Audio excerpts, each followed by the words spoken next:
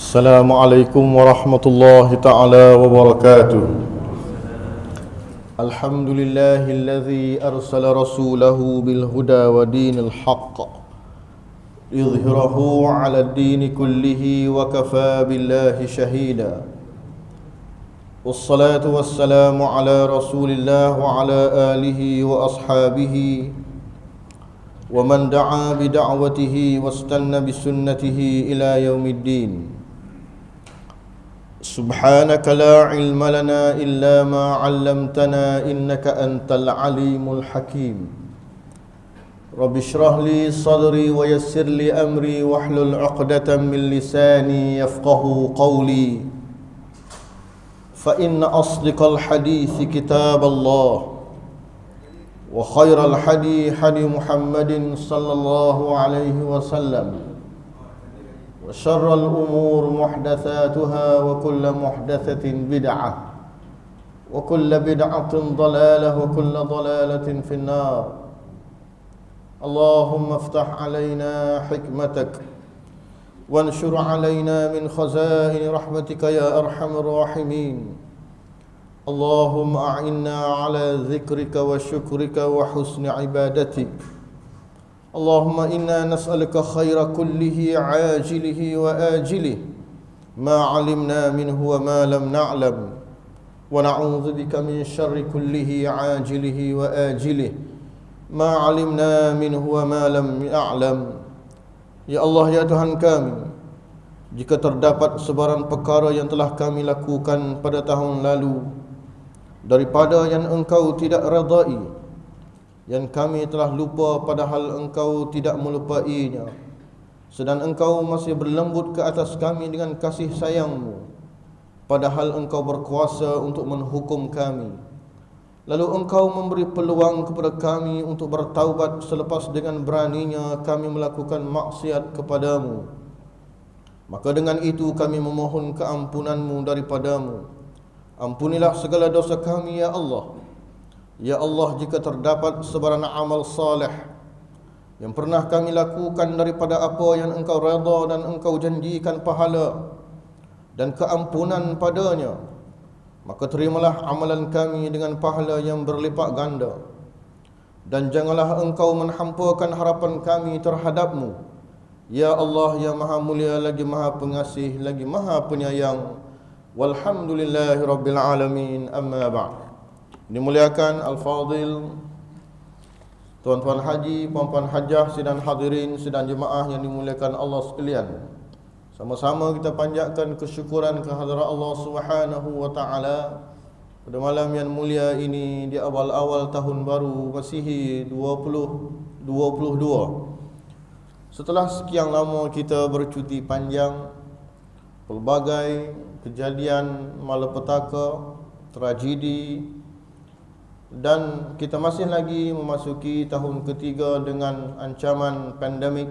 Mudah-mudahan Allah Subhanahu wa taala mengurniakan kesabaran kepada mereka yang diuji dengan ujian, dan bahkan semoga kita di kalangan orang-orang yang bersyukur kehadrat Allah Subhanahu wa taala, yang bebas dan juga terlepas daripada ujian yang pelbagai yang Allah berikan bagi menundukkan keimanan dan juga rasa ketabahan menerima takdir, qada dan qadar Allah Subhanahu wa taala.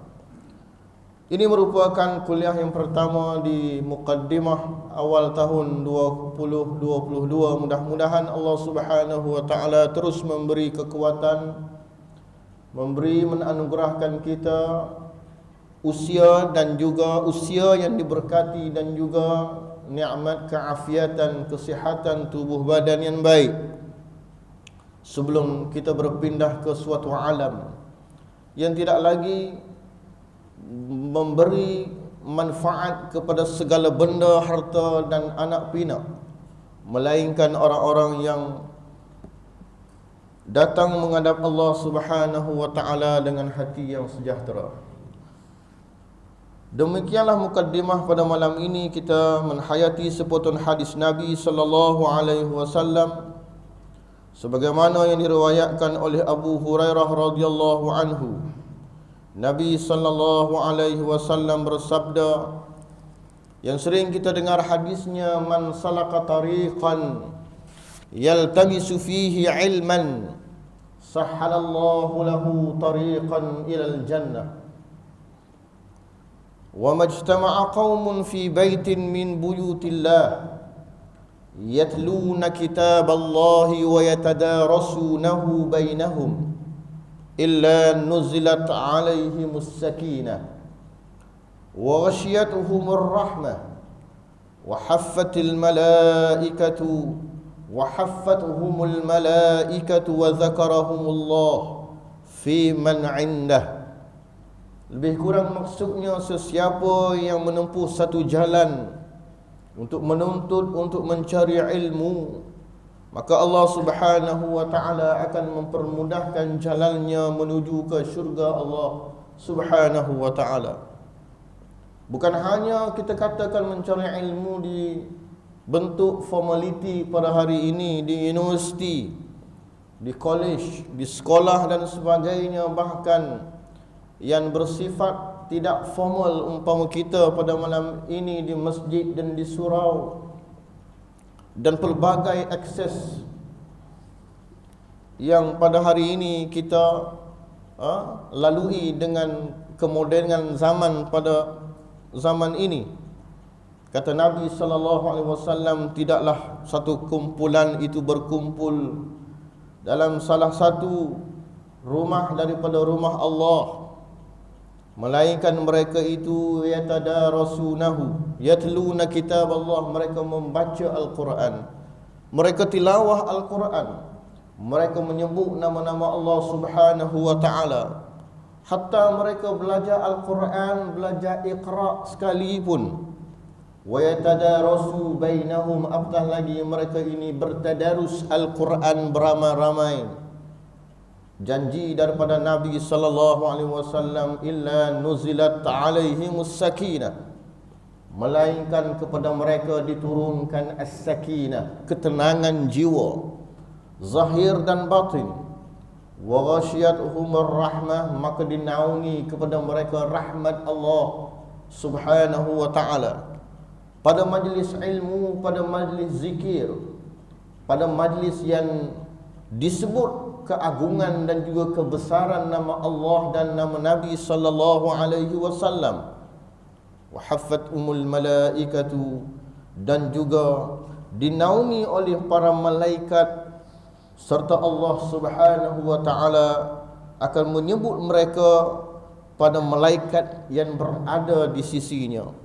Mudah-mudahan dengan hadis ini menjadi motivasi dan juga untuk kita terus beristiqamah, bukan hanya menunaikan kefarduan salat, menunaikan salat-salat sunat rawatib yang mengiringi salat fardu, bahkan kita tetapkan hati kita untuk sama-sama mencari redha Allah Subhanahu wa ta'ala.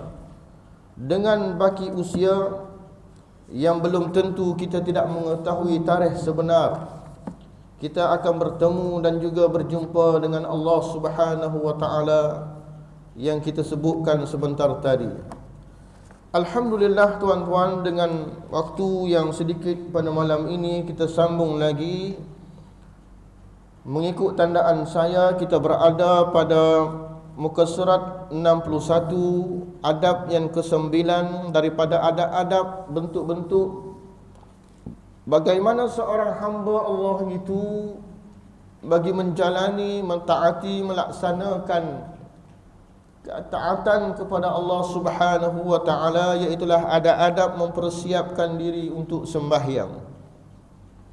Qala al-musannif rahimahullahu ta'ala wa nafa'na bi'ulumihi fid darain amin. Muka surat 61, perenggan yang keempat. Setelah itu kerjakanlah sembahyang zuhur berjamaah, dan engkau kerjakan pula setelah itu sembahyang ba'diyah zuhur 2 rakaat.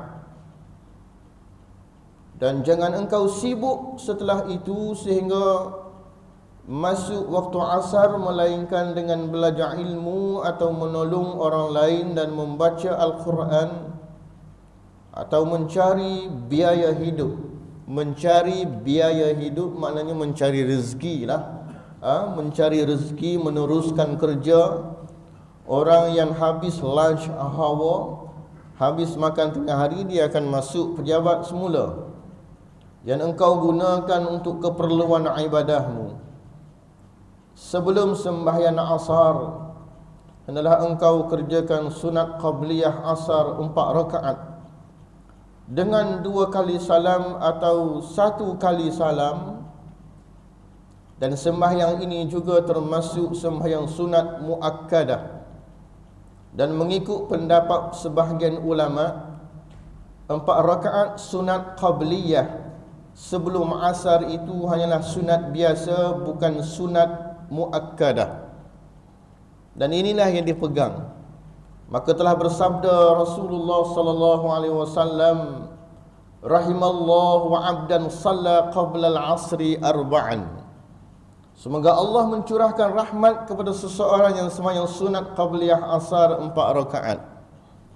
Dalam perenggan ini, pengarang kita nak sebutkan bahawa peri penting apabila sang hamba tersebut ataupun sehari-hari kita melalui hari-hari yang berlalu dalam hidup kita setiap hari, pasti tidak sama di kalangan kita. Kerana corak profesion kerja kita tidak sama. Pada waktu zuhur tersebut kita berada di mana? Tidak sama antara A dengan B, B dengan C. Tetapi bagi seorang yang sentiasa peka dengan amal ibadahnya, meskipun dia itu seorang bos di pejabat, meskipun sang hamba itu seorang pekerja bawahan sekalipun, dia akan sentiasa peka dengan berlalu dan juga masuknya waktu solat. Sehingga dikatakan pengarang, setelah itu kerjakan sembahyang zuhur berjamaah, dan engkau kerjakan pula setelah itu sembahyang ba'diyah zuhur 2 rakaat.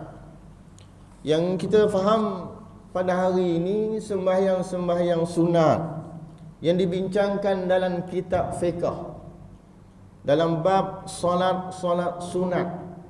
Makan banyak pada hari ini buku-buku yang boleh menjadi panduan kepada kita. Tetapi yang mudah ceritanya ialah ulama membahaskan solatun nawafil ataupun solatun nafli. Solat sunat ini selepas ulama membincangkan berkaitan dengan sembahyang. Bab sembahyang akan dimulakan definisi apa itu erti sembahyang dari segi bahasa dan juga daripada istilah, dalil kewajipan sembahyang, hukum meninggalkan sembahyang, hukumnya terpecah kepada 2. Banyak dibincangkan dalam kitab-kitab fiqh, sehinggalah masuk dalam bab syarat sembahyang, rukun sembahyang, khilafnya, makruh dalam sembahyang, sunat dalam sembahyang, sunat sebelum sembahyang, sunat ketika sembahyang, sunat selepas sembahyang, dengan wirid-wirid doanya yang banyak. Selepas itu dibincangkan berkaitan dengan syarat mengikut imam, syarat imam tersebut, syarat menjadi seorang imam, syarat makmum jika ada, dibincangkan dalam kitab fiqh. Dan selepas itu dibincangkan berkaitan dengan solat-solat sunat.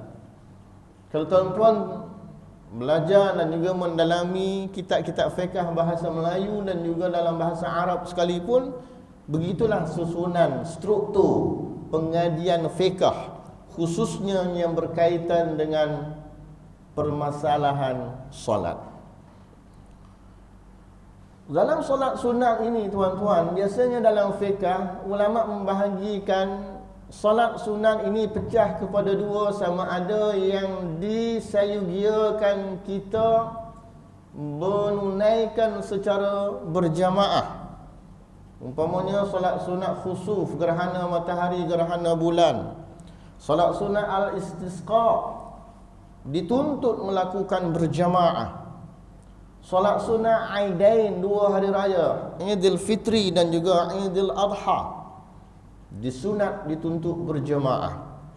Ada sembahyang sunat kategorinya yang tidak disarankan, tidak dituntut kita melakukan secara berjamaah, antaranya yang masyhur salat sunat ratibah ataupun rawatib.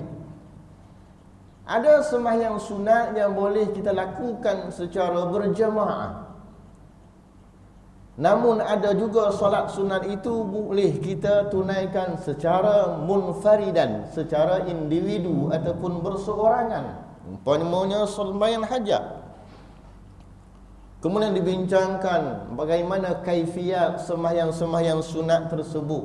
Dia ambil solat sunat al-istikharah, dia ambil solat sunat duha, berapa jumlahnya, berapa jumlah rakaatnya, minimalnya berapa, afdalnya berapa, dalilnya apa, hadis ataupun ada ataupun tidak doa yang diajar oleh Nabi sallallahu alaihi wasallam berkenaan salat sunat duha, salat sunat istiqarah, salat sunat isyraq, salat sunat awabin, kemudian status salat sunat tersebut satu persatu dibahaskan dalam kitab fiqh. Antaranya masyhur yang kering kita lakukan iaitu salat sunat rawatib. Salat sunat rawatib ini tuan-tuan jumlah besar rakaatnya ialah 22 rakaat.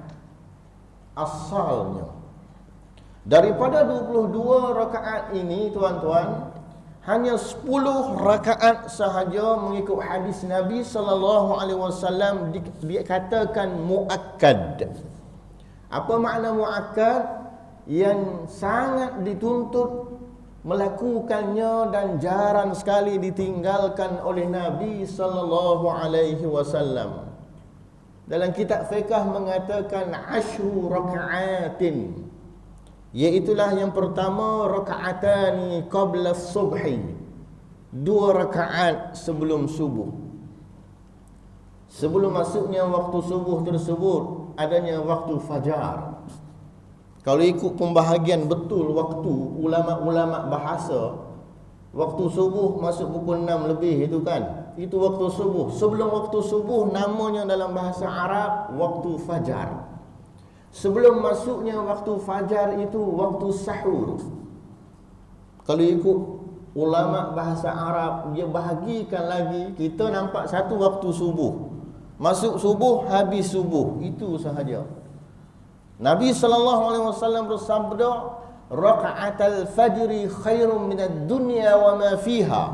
2 rakaat sembahyang sunat pada waktu fajar ini khairum minad dunya, lebih baik daripada dunia dan seisinya. Nak menggambarkan bahawa besarnya fadilat.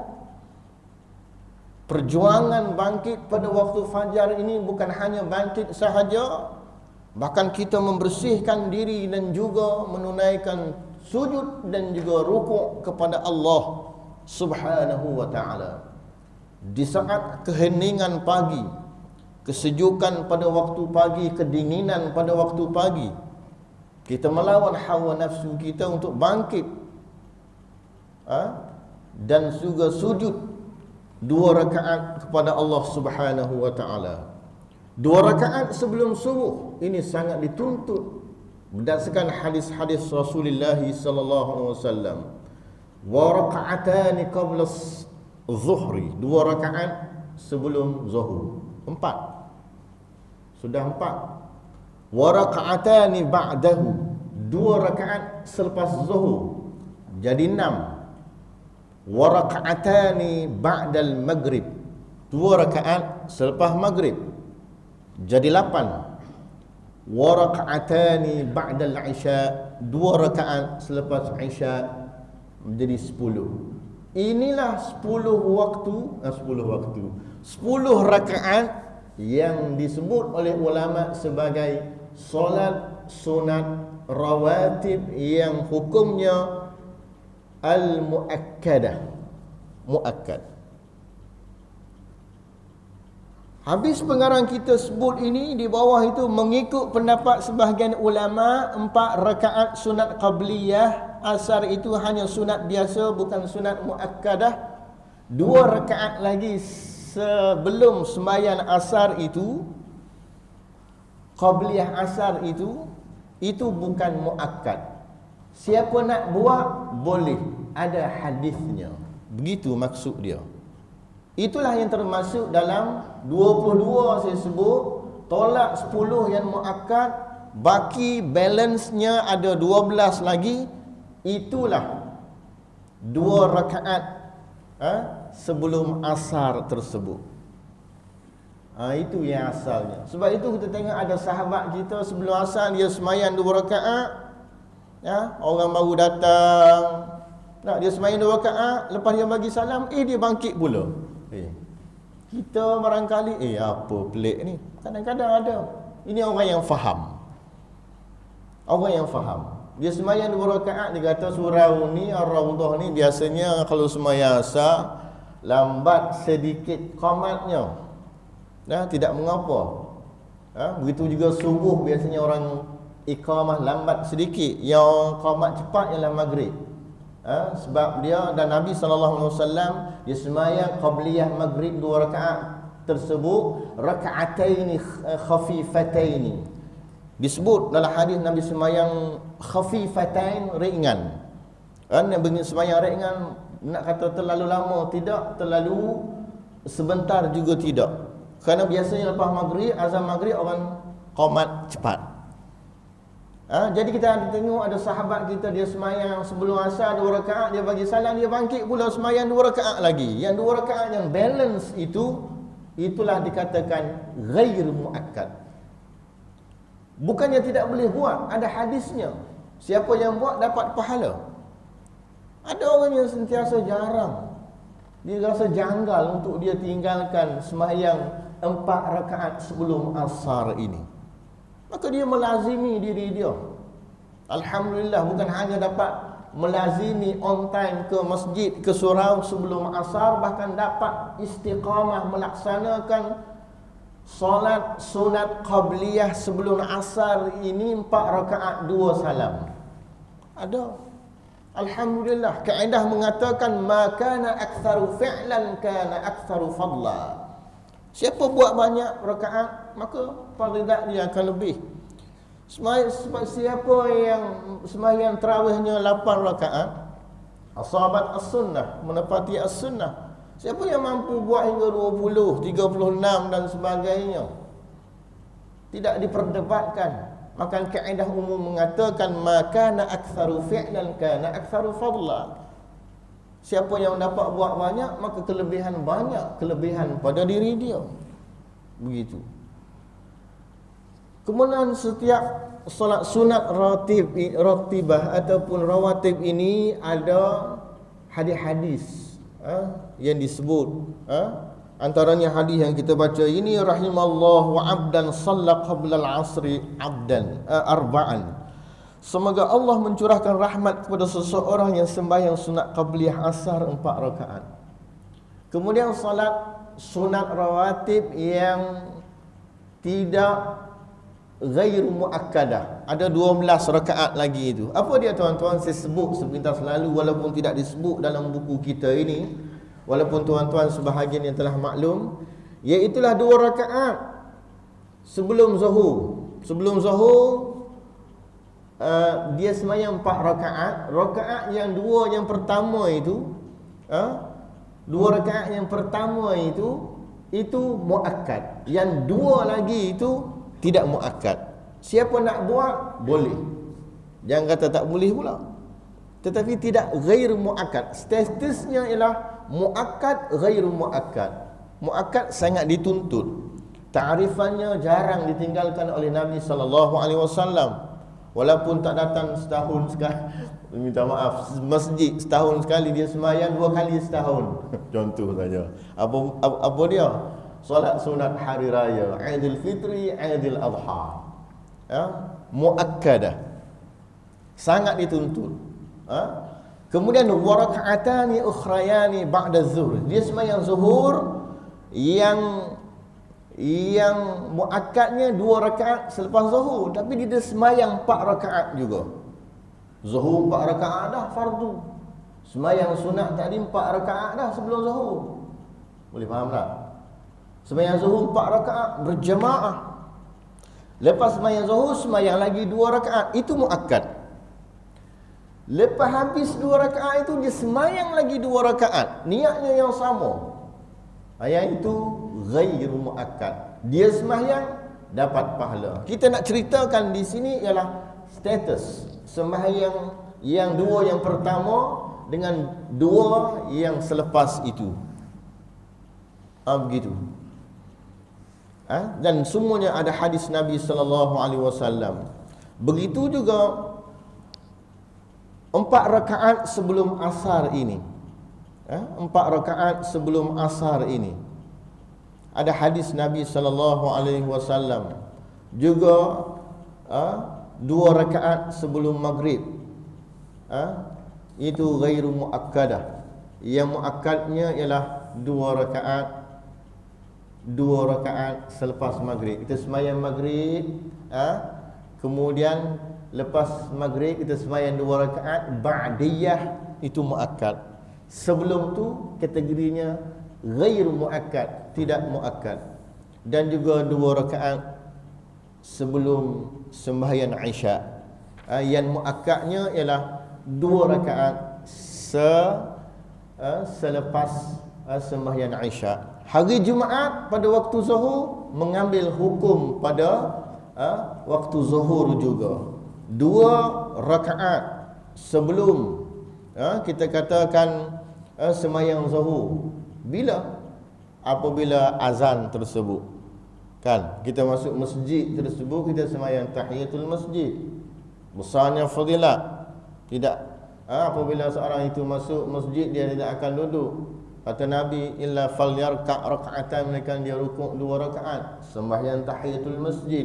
Orang nak azan dia sembahyang lagi. Itu qabliyah. Sebelum Jumaat itu mengambil hukum qabliyah sembahyang zuhur.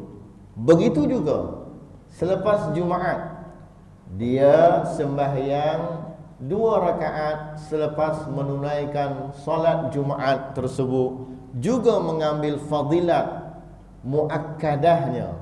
2 rakaat selepas sembahyang zuhur, juga mengambil hukum 2 rakaat selepas sembahyang Jumaat, besar fadilatnya. Dan setiap itu ada sandaran hadis-hadis daripada Nabi sallallahu alaihi wasallam. Maka bersungguh-sungguhlah engkau untuk mencapai yang demikian itu, supaya engkau termasuk di dalam orang yang didoakan oleh Rasulullah sallallahu alaihi wasallam untuk mencapai rahmat dari Allah Subhanahu wa taala. Solat sunat rawatib ini tuan-tuan, dia menampung di antara hikmah ataupun objektif. Dia menampung apa, ustaz? Saya sembahyang sempurna ikut imam. Makmumnya imam takbiratul ihram, saya terus takbiratul ihram. Saya meraihkan bacaan sunat hayat dalam sembahyang ni banyak. Solat sunat hayat dalam sembahyang, iftitahnya saya baca, at-ta'awuznya saya baca. Rakaat pertama, rakaat ketiga, walaupun ulama kata rakaat 3 yang keempat boleh baca. Surah pun saya baca. Sembahyang zuhur, meskipun sembahyang berimam secara sirriyah, senyap sahaja, surah pun saya baca sunat. Rakaat pertama, rakaat yang kedua. Rakaat ketiga, rakaat keempat pun saya baca, ustaz. Alamak, boleh. Pendapat Imam Syafi'i yang qadim. Setengah ulama mengatakan bacaan surah pada rakaat yang ketiga, yang keempat menjadi khilaful aula hukumnya. Banyak lagi sunat. Tapi nak ceritakan kita tak tahu. Adakah bacaan dalam zikir, tasbih kita subhana rabbil azim? Ada orang baca subhana rabbil azim wa bihamdihi tersebut, kita tadabbur maknanya. At-tahiyatul mubarakatus salawatu lillah, Rabbighfirli warhamni ila akhir tersebut, kita tadabbur maknanya. ataupun perlakuan solat kita, rukun fi'li kita tidak sempurna. Rakaat yang pertama adanya takbiratul intiqalat. Rakaat yang kedua kita barangkali kita tinggalkan takbir intiqalat. Barangkali duduk tawarruk kita tidak sempurna. Barangkali duduk iftirash kita tidak sempurna.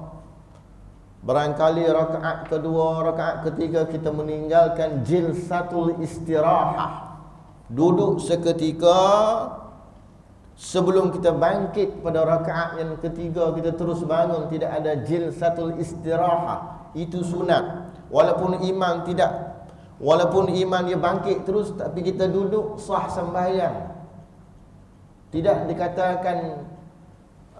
dikatakan takhalluf fahish, bersalahan yang keji dengan perlakuan imam. Imam Allahu Akbar, dia tak duduk pun jilsatul istirahat, tapi kita duduk, sah sembahyang kita meskipun kita sedang ikut imam di hadapan. Jadi itulah di antara hikmah-hikmah solat sunat rawatib ini, nak menampung ibadah kefarduan, solat fardu kita itu. Solat sunat rawatib ini tuan-tuan, hukum fiqh, dalam kitab fiqh dibincangkan bila mulanya qabliyah, solat sunat sebelum sembahyang fardu ini dia mula sebaik sahaja azan habis. Bila dia akan tamat, dia akan berakhir apabila iqamah didirikan. Habis sembahyang sunat qabliyah. Kata ulama lagi, yajuzu ta'khir, boleh kita takhirkan. Kita tak sembahyang qabliyah sebelum asar 2 rakaat kerana kita lewat, tapi selepas sembahyang asar waktu diharamkan kita melakukan sebarang sembahyang sunat, tapi kerana kita nak qada sembahyang sunat qabliyah yang kita lewat tadi, qadaan boleh. Meskipun pada waktu yang tahrim, yang diharamkan sembahyang. Dan bermula waktu solat sunat ba'diyah selepas sembahyang fardu ini ialah sebaik sahaja selesai solat fardu tersebut dan waktu berakhirnya hingga habis waktu tersebut. Sembahyang zuhur, lepas sembahyang zuhur kawan kita sembahyang di surau, tapi kawan kita ajak sembang ke dahulu, ataupun pergi mengetir ke dulu, ada orang panggil kita nak jumpa segera, tak sempat, gegas, rushing nak masuk office dan sebagainya. Tapi apabila kita dah masuk office, aku terlupa ataupun aku tak sempat sembahyang solat sunat ba'diyah selepas zuhur tadi, walaupun dah pukul 3.45, syarat dia mesti ada wuduk lah. Walaupun kita dalam office kita, boleh sembahyang. Selesai sembahyang zuhur dalam pukul 2 tadi, 3.45, belumlah dia masuk asar. Dia akan berakhir apabila masuk waktu asar. Habis waktu solat sunat ba'diyah zuhur, orang azan asar. Pukul 4, orang tengok, bos aku ni sembahyang apa ni pukul 4 ni, pelik. Anak buah pelik. Dia tak tahu bos dia ini sembahyang sunat ba'diyah zuhur. Itu. Jadi mudah, banyak untuk kita meraih pahala kerananya waktunya zuhur dengan asar, kan? Begitulah seterusnya untuk sembahyang-sembahyang lain. Ya, dia sembahyang maghrib dia keluar. Barangkali dia pergi beli sate dahulu. Dia nak datang masjid tadi, contoh lah, dia tempah sate, tempah burger. Lepas maghrib, lepas sembahyang maghrib saya datang ambil, kan? Lepas maghrib dia cabut naik motor, dia pergi ambil burger. Dia pergi hantar rumah dia masuk rumah, dia sembahyang ba'diyah maghrib.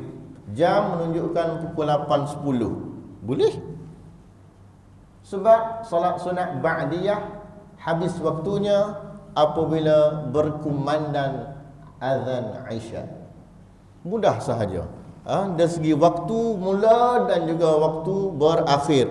Qabliyah, ba'diyah. Seterusnya, Dan jangan engkau sibuk setelah solat asar kecuali dengan sempurna pekerjaan yang telah kami sebutkan sebelum ini. Dan sangat tidak patut bagi seseorang menyia-nyiakan itu, mensia-siakanlah dalam bahasa moden, waktu dengan ia mengisi waktunya dengan apa sahaja pekerjaan yang kebetulan datang kepadanya, atau menyibukkan dirinya dengan cara apa sahaja yang dia sukai. Waktu bebas, waktu yang bermanfaat. Ada orang membaca, ada orang berzikir, ada orang dia rehat, tidur dan sebagainya.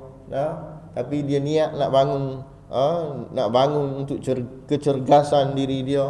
Sepatutnya adalah engkau menghitung dirimu dan merencanakan segala pekerjaanmu dan menyusun wiridmu pada waktu siang dan malam. Ada orang dia kerja meeting, pagi meeting pukul 9 habis pukul 12. Pukul 3 meeting pula, habis pukul 4.30. Dan menyusun wiridmu pada waktu siang dan malam.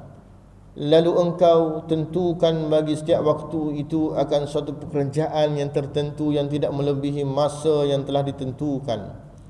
Dan janganlah engkau mendahulukan sebarang pekerjaan yang lain daripada pekerjaan yang telah engkau tentukan.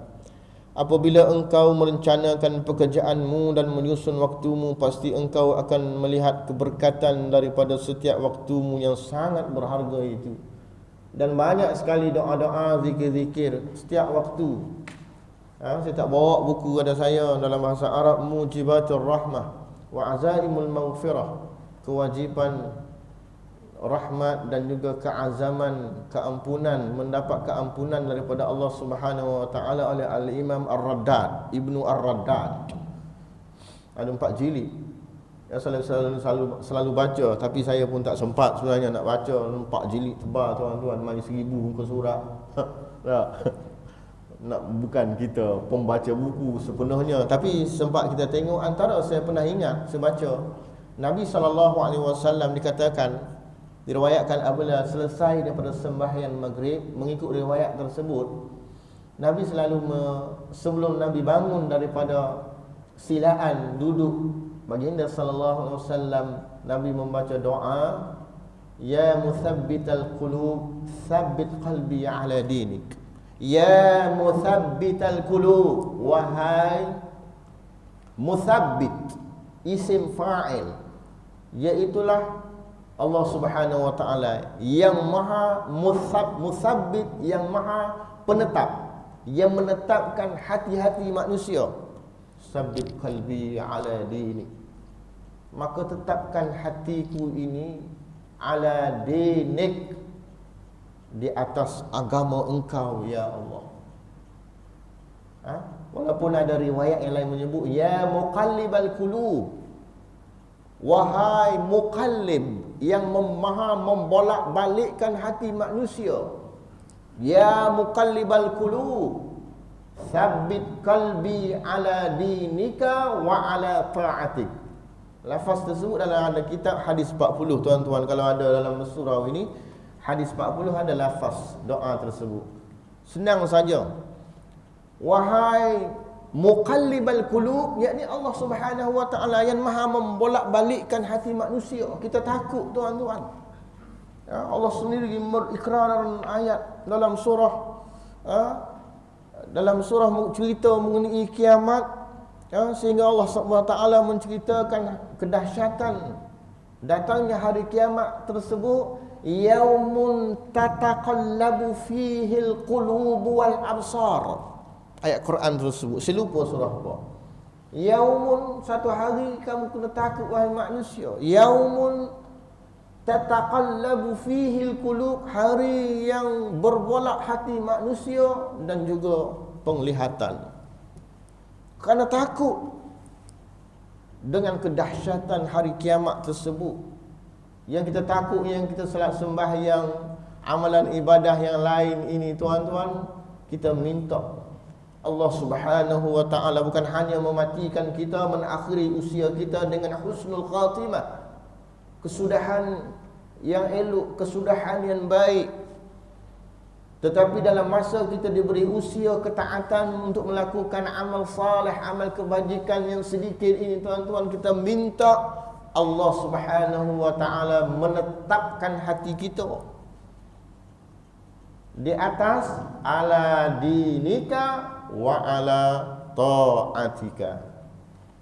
Dua benda, iaitulah Allah tetapkan hati kita ini ala dinik, di atas agama engkau ini, yakni Islam, wa ala ta'atika, kita ini diberi usia kesihatan yang baik untuk sentiasa mentaati.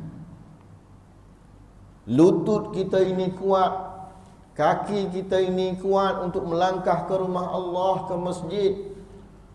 Kaki kita ini supaya Allah lorongkan kaki ini, langkah kaki ini untuk berjalan di tempat-tempat yang baik, supaya Allah Subhanahu wa taala kurniakan nikmat lidah dapat bertutur yang elok-elok, bukan hanya bercakap perkara-perkara yang harus, yang elok-elok, dijauhkan daripada kejelekan lisan, bahkan mulut, lidah yang sentiasa yang disebut dalam doa ada selepas ini, muf'iman ratiban bizikrik, mulut yang sentiasa lembut, lidah basah, bizikrika, yang sentiasa kita katakan bahasa kampung terkumat kamit, sentiasa menyebut dan menyeru nama engkau ya Allah. Itu yang kita nak. Maka malang sekali bagi mereka yang tidak menjaga lisannya. Syekh Abdul Qadir Al-Mandili, dia bincang dalam kitab Penawar Bagi Hati yang Glamour. Tak silap Al-Fadhil Ustaz Nasir tahun lalu, 2 tahun lalu baca di sini Penawar Bagi Hati itu kan. Sebab apa Imam Abdul Qadir Al-Mandili juga disaring daripada pengajaran kitab-kitab karya Imam Al-Ghazali. Dia kata amal seorang hamba itu boleh dibinasakan, terbinasa dengan sebab zillatul lisan, kecelakaan lidah. Kerana tidak menjaga lisan, yang berapa banyak dosa yang boleh terbit daripada lidah manusia yang tidak dijaga. Sebab itulah meskipun kitab itu Penawar Bagi Hati nipis sahaja, Masya Allah, dia punya khasiat, dia punya pedomannya cukup banyak untuk mendidik hati jiwa kita. Sebab kita diberi anggota yang sempurna, bukan hanya lidah, tapi nak ceritakan lidah berbanding daripada pendengaran, penglihatan, mulut, hidung, tangan, kaki, kemaluan. Tetapi zillah al-lisan ini, Al-Imam Al-Ghazali menyebut dalam Ihya Ulumuddin, termasuk dalam Al-Muhlikat, Ihya Ulumuddin, karya besar. Orang putih kata masterpiece. Contoh saya lah, karya agung kan. Kalau Ibn Sina, tokoh saintis itu, dia ada kitab, dia punya karya agung dia pada zaman dia itu At-Tibbun Nabawi, The Canon of Medicine. At-Tibbun Nabawi, yang saintis Yunani pun rujuk kepada kitab tersebut. Agungnya dalam bidang perubatan. Tetapi dalam orang Islam, dalam ilmu jiwa, nak sempurnakan hati, rujuk kepada Ihya Ulumuddin. Sifat sabarnya, syukurnya, tawaduknya, zuhudnya, ketundukan hatinya, rasa kekerdilan dirinya, Masya Allah. Nak buang sifat-sifat ujubnya, kikirnya, bakhilnya, riyaknya, hasadnya, semua disebut oleh Al-Imam Al-Ghazali. Dan jangan engkau sibuk. Kau apa dah? Masuk isyak lah. Mana? Kau apa? 8 masuk dah ni, 8.37 masuk kan. Sekarang 8.40. Last sekali. Dan jangan engkau sibuk selepas sudah. Sepatutnya adalah engkau menghimpun dirimu dan merencanakan juga sudah last kali. Tetapi jikalau engkau biarkan dirimu dengan tidak teratur atau kosong daripada pekerjaan yang berfaedah seperti halnya binatang, dan engkau tidak tahu apakah yang mesti engkau buat pada setiap waktu, nescaya engkau akan menyesal dan waktumu akan berlalu sia-sia. Berapa banyak di kalangan manusia. Sebab itu Allah datangkan surah Al-Asr, masa. Wal asri. Ulama tafsir dia kaji wal asri. Kenapa asri itu ra itu berbaris di bawah? Kenapa wal fajri wal laili idza yaghsha wasyamsi wa duhaha was samaa'i dzatil buruj? Semuanya baris bawah. Spesen semua. Orang belajar bahasa Arab, waw tersebut dipanggil wawul qasam. Waw, satu waw ialah waw yang berbentuk sumpah. Allah Subhanahu wa taala bersumpah dengan masa. Innal insana lafi khusrin. Sesungguhnya manusia lafi khusrin.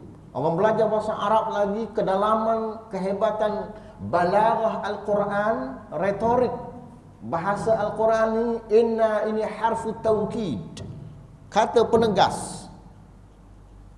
Lam itu penegas lagi, dua kali penegas, nak ceritakan memang manusia dalam kerugian. Yang disebut pengarang kita ini, waktu yang berlalu dengan sia-sia, sedikit pun tidak memikirkan untuk urusan akhirat, sedikit pun tidak memikirkan tentang bekalan untuk menuju hari muka, sedikit pun tidak memikirkan tentang keaiban diri.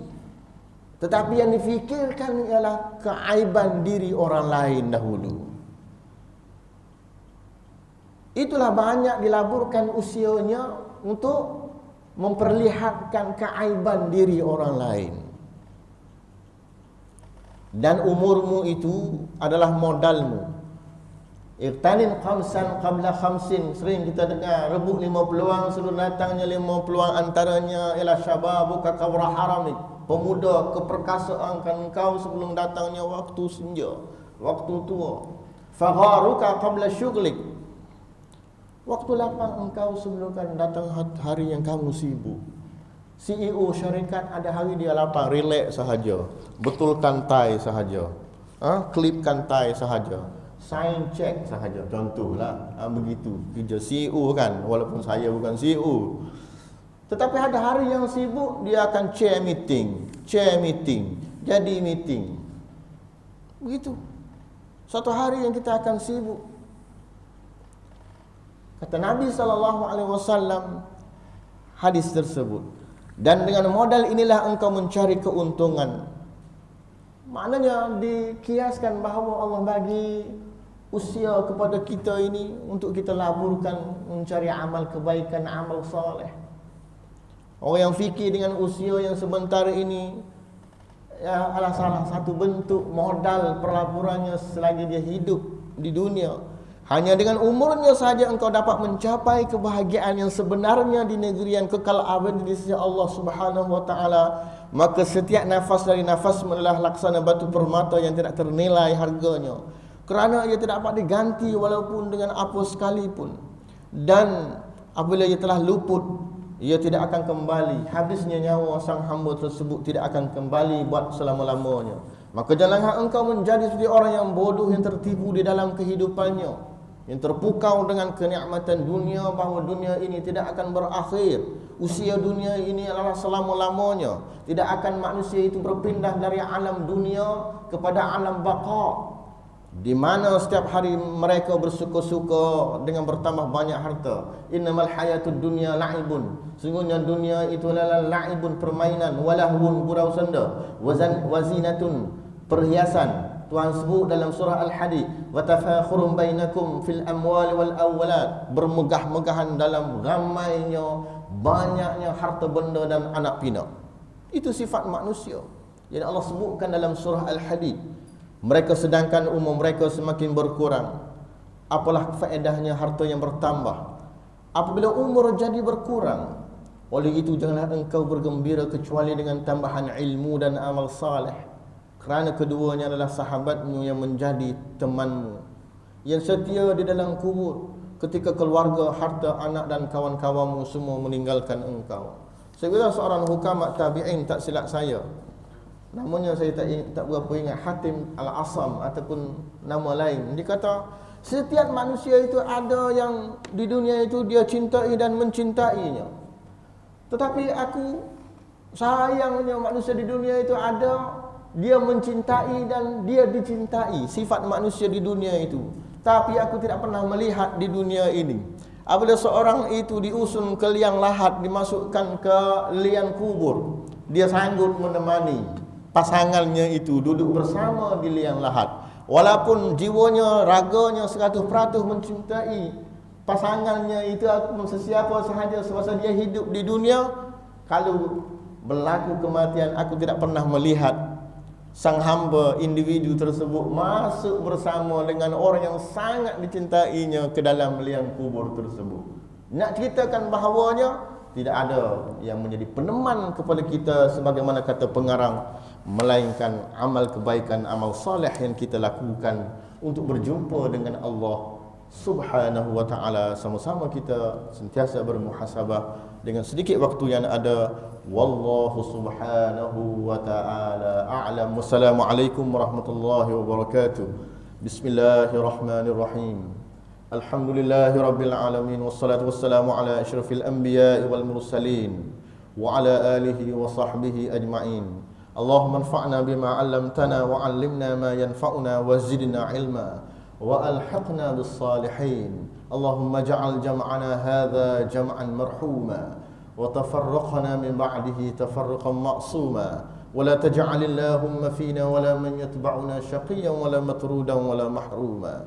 Rabbana atina fid dunya hasanah wa fil akhirati hasanah wa qina 'adzaban nar. Sallallahu alaihi wasallam wa barak ala sayyidina Muhammad wa ala alihi wa sahbihi wa baraka wa sallam. Alhamdulillahi rabbil alamin.